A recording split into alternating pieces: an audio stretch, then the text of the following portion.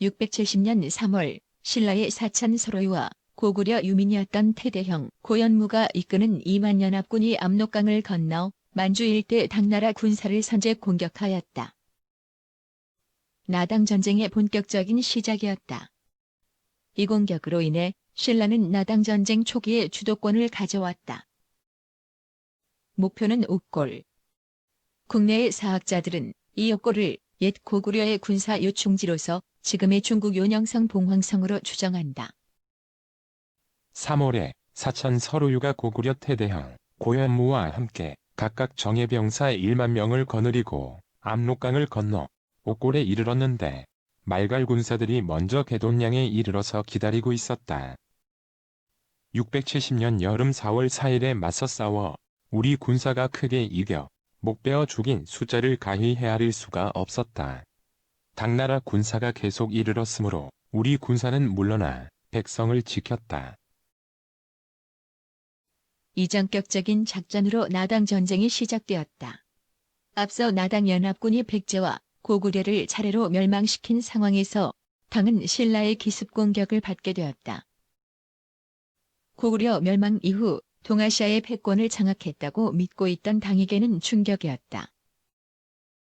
신라와 당나라 사이의 국경선의 경계는 대동강에서 원산만이라는 것이 우리에게는 상식처럼 자리 잡고 있고 또한 현재 북한의 평양에 안동도 호부가 설치된 것으로 알고 있다. 그런데 이들이 압록강 유역으로 진군했다면 현재 북한의 평양에 설치되었다는 안동도 호부를 지나갔다는 소리가 된다. 보급이나 후방의 공격을 고려한다면 신라의 요동 공격은 말이 안 되는 작전이다. 일제강점기 일본 학자 이케우치 히로시는 삼국사기의 유기록을 부정했다. 2만 병력이 황해도와 평안도를 지나 압록강을 건너는 것은 불가능하며 이들이 건넌 강은 압록강이 아니라 대동강이라고 보았다. 그러나 신라와 고구려 부흥군의 대당 전쟁은 안시성을 비롯한 요동과 요서 지역의 곳곳에서 전개되었다. 이러한 기록은 안동도 호부가 현 북한의 평양에 없었기 때문에 가능할 것으로 추정된다. 고구려의 대장 건모잠이 무리를 거느리고 반란을 일으켜 보장왕의 외손 안승을 세워 왕으로 삼았다. 고간을 동주도 행군 총관으로 삼고 이근행을 연산도 행군 총관으로 삼아 토벌케 하였다. 사평태 상백양방을 보내어 도망치고 남은 무리를 불러들이게 하였다. 안승이 건모잠을 죽이고 신라로 달아났다. 고간은 도부의 치소를 요동주로 옮기고 반란군을 안시성에서 격파했으며 또 천산에서 처부수고 신라의 구원병 2,000명을 사로잡았다.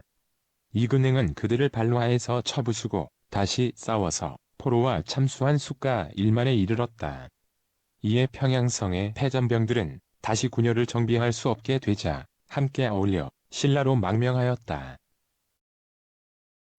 안동도 호부가 요동에 있었기에 신라는 요동의 봉황성까지는 1년의 전투 없이 진격했다는 것이 가장 합리적인 추정이다. 그랬기에 고구려 부흥 세력도 목숨을 걸고 신라와 동맹을 맺어 요동을 공략하려 했을 것이다.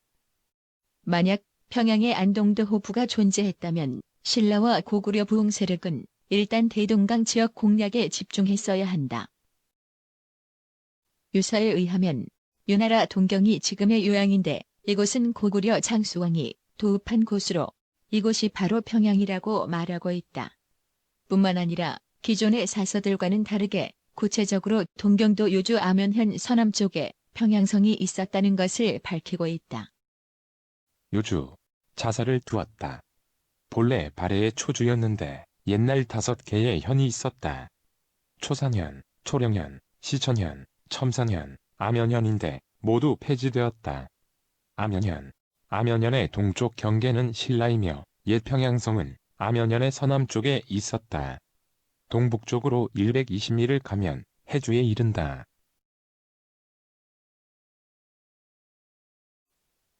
송나라 시기에 만든 추리도이다. 이 지도는 원래 남송의 황상이라는 사람이 1189년에서 1190년간에 만든 것을 왕치원이란 사람이 남송 순후 7년에 돌에 새긴 것이다.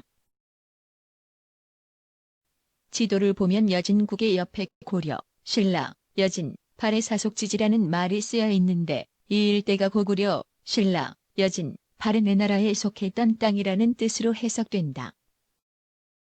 고구려, 백제를 무너뜨린 신라가 나당 전쟁을 거치면서 최소한 고구려의 서남쪽 영토인 요동반도를 확보하고 있었음을 보여주는 지도라고 추정된다. 후에 발해가 강성해지면서 압록강 이남으로 후퇴한 것이라고 이 지도를 통해 추정해 본다. 이 지도는 또한 많은 사실을 알려주고 있다. 난하가 요수로 불렸음을 알 수 있고 당태종이 함락한 고구려 요동성이 요주로 불렸음을 알 수 있다. 이제까지 요동성은 윤영성 요양이라고 추정되어 왔다. 18세기 청나라의 걸룡제 시기에 편찬된 만주 월유고는 이 시기의 신라의 영토에 대해 과감한 해석을 내놓는다. 만주의 역사를 다룬 이 책에서는 나당 전쟁 승리부터 발해가 강성하기 전까지 신라가 한때 만주를 점령한 사실이 있다는 점을 언급했다. 봉사행정록에는 함주에서 출발하여 동주에 이르고 동쪽으로 큰 산을 바라보는데 곧 신라의 경계이다라고 하였다. 요지에서 말한 해주의 동쪽 경계는 신라이다라고 한 말은 이를 두고 한 말이다. 해주는 지금의 해성이고 처음에는 백제에 속하다가 뒤에 고구려에 의해 분할되었고 다시 발해에 합쳐졌다. 다시 요나라에 병합되었다. 당나라 현경 건봉 이후 백제와 고구려의 땅이 많이 신라에 편입되었는데 동서로 900리가 더하여졌고 남북으로 1000여리가 더하여졌다. 개원 원화 무렵에 발해가 점차 강성해져서 압록강 이북이 모두 발해의 소유가 되었는데 요서 지리지에 말하기를 발해왕 대인수가 남쪽으로 신라를 정벌하고 군읍을 설치하였다라고 한 것이 바로 이것이다. 강원대 사학과 남의현 교수는 중국의 많은 기록을 검토해 본 결과 고구려부터 고려 전기, 서희가 강동 6주를 되찾을 때까지의 압록수는 현재의 요하라고 밝혔다. 만약 추리도의 기록대로 비정하면 태능하, 오른쪽의 압록은 오늘날의 요하가 된다. 종래 우리 국서교과서가 삼국 통일 이후 신라의 북방 경계선은 대동강과 원산만을 잇는 선에서 그친다고 기술한 것과는 크게 차이가 있는 것을 알 수 있다. 신라군이 압록을 도하여 요동으로 진출하였다는 사실은 신라가 당과의 전면전도 불사하겠다는 의미로 받아들여야 한다. 당과의 전면전은 백제와 고구려의 영토를 신라가 무력으로 되찾겠다는 의지가 반영되어 있는 것이다. 이와 관련하여 고려 시대의 기록이 주목된다. 12세기 초 금나라에게 타격을 입은 요나라가 내원성과 포주성을 돌려주고 달아나자 고려 조정에서는 압록을 경계로 관방을 설치하였다. 백관이 왕에게 표문을 올려 이를 축하하였는데 압록 일대는 신라의 옛 지역이라는 언급이 나온다.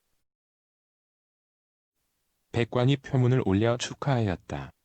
대략 아뢰기를 압록의 옛터와 계림의 옛 땅은 선조 때부터 본래 국방의 요충지였습니다. 중간에 세력이 점점 약해져서 요나라의 침략을 당하였으니 이것은 단지 사람들의 분노뿐만 아니라 신의 수치를 일으키게까지 하였습니다. 나당 전쟁으로 신라가 당군을 최종적으로 패퇴시켰을 때 신라의 북쪽 영토는 호로하에서 철관성까지라고 말한다. 즉 신라의 강역은 임진강에서 함경남도 덕원까지였다는 것이다. 그 후 성덕왕 34년에 발해의 성장을 우려한 당나라가 신라의 평양성 이남 영유권을 공인함으로써 지금의 대동강까지 확대되었다는 해석이다. 그러나 호로하가 임진강이고 철관성이 함경도 덕원이라는 위치 비정에 대한 사료적 근거는 빈약하다. 기록들을 검토해봤을 때 남북국 시대 이전의 신라는 최소한 요동반도와 남만주 일대를 발해가 강성하기 전까지 점유했다고 조심스럽게 추정해본다. 성종실록 134권에 기록된 양성지의 상소문을 보면 조선 전기까지는 요하의 동쪽이 신라와 고려의 영토였다는 인식을 하고 있었음을 알 수 있다. 생각컨대 우리나라는 요수의 동쪽 장백산의 남쪽에 있어서 삼면이 바다와 접하고 한쪽만이 육지에 연달아 있으며 지역의 넓이가 말리나 됩니다. 당나라 태종은 6차례나 원정하였지만 요자에서 공이 없었으며 한나라는 비록 그 땅을 얻었으나 곧 고구려에 점거당하였고 당나라는 평정하였으나 역시 신라의 소유가 되었습니다. 당의 땅은 동쪽으로 안동부에 이르고 서쪽은 안서부에 이르고 남쪽은 일남공까지 북쪽으로는 선우부에 이른다. 남과 북은 전환시대 강성할 때의 것과 같다. 동쪽은 옛 한의 영토에 미치지 못했고 서쪽은 옛 한의 땅을 넘어섰다. 한나라의 땅은 동으로 낙랑, 현토에 이르렀으며 지금은 고려, 발해의 땅이다. 현재 요동에 있으며 당의 땅이 아니다.